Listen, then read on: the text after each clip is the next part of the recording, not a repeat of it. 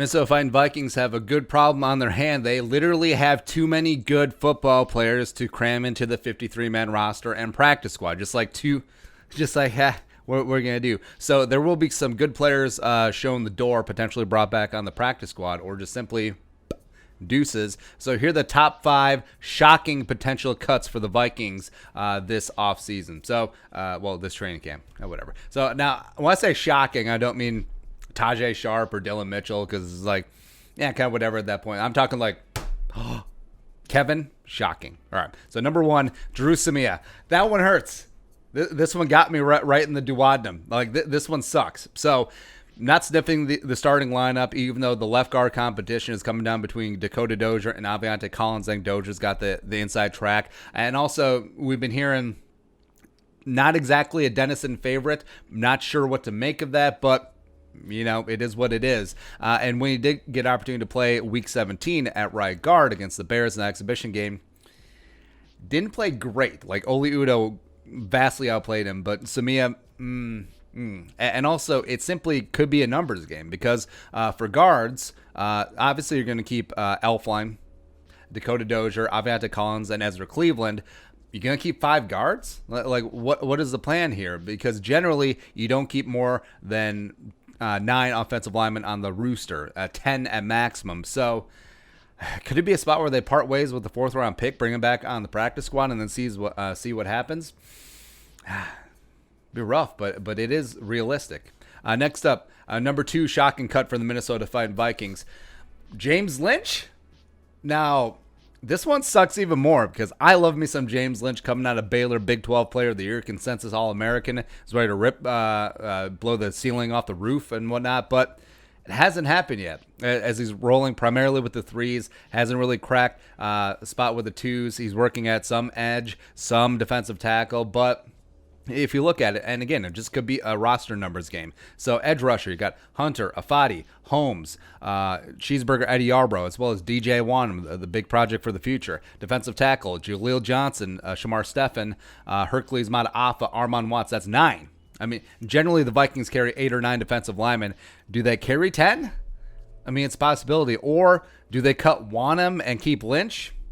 It seems crazy, but the Vikings have cut a 4th round pick before. You go back to Willie Beavers, and also last year they cut Cameron Smith, the linebacker out of USC, who was a 5th round pick. So it's rare, but also if you have so many draft picks, not all of these guys are going to make the team, and there could be some pretty significant cuts. So unless Lynch starts getting a little bit of forward momentum, I mean, he could be firmly on that roster bubble. Practice squad for sure, but could be in danger there. Next up, shocking cut number 3 for the Minnesota Vikings, Kris Boyd. Now, 7th round pick last year out of Texas, and also you could win a bar bet with this. Kris Boyd played every single game last year. Made the 53-man roster, played special teams every single game, including a couple snaps on defense. But he's been firmly with the 3s, a little bit of work with the 2s, hasn't looked great, and has been outshined by rookie 5th-round pick Harrison Hand, as well as rookie UDFA Neville Clark. So I think Kris Boyd could get lost in the mix because it's going to be Dantzler, it's going to be Hughes, it's going to be Holton Hill. Then I think it goes Harrison Hand and Neville Clark, and then trickle down, like maybe he hangs on as a 6th cornerback, maybe they work him in as some backup safety as well, but I think Boyd could be in trouble.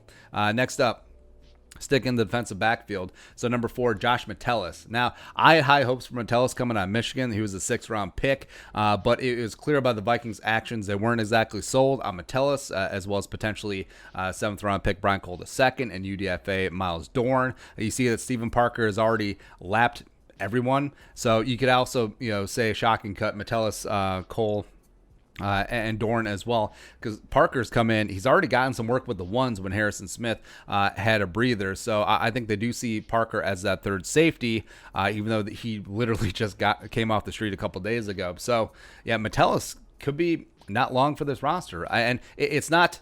It wouldn't be atypical because remember last year the Vikings drafted another 6th round safety in Marcus Epps out of Wyoming. He was on the practice squad. It was picked up by Philadelphia after they had 75,000 injuries in the secondary, and that's where he is now. So he could be on the block as well. Lastly, potential shocking cut, number 5 for the Vikings, Rashod Hill. Now, shocking in a sense that Yes, a swing backup tackle for a number of years. Also got some reps in with the one when Riley Reef was subbed out for a little bit.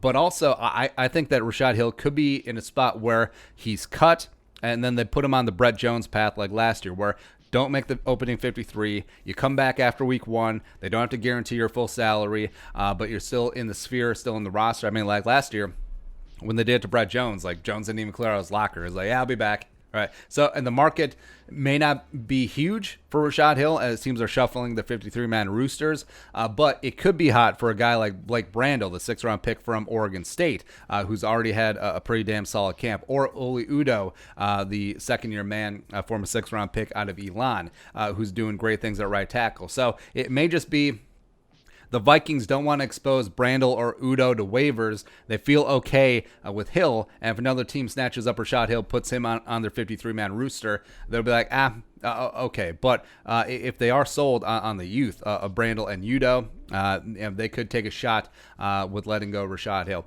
So that's it. Those are our 5 shocking potential cuts for the Minnesota Vikings this year. Do you agree, disagree? Who you want to add to the list? Let us know in the comments section below. Subscribe for daily Vikings takes. Want to support that work? Pull us on the Venmo. But until next time, Skol, production value.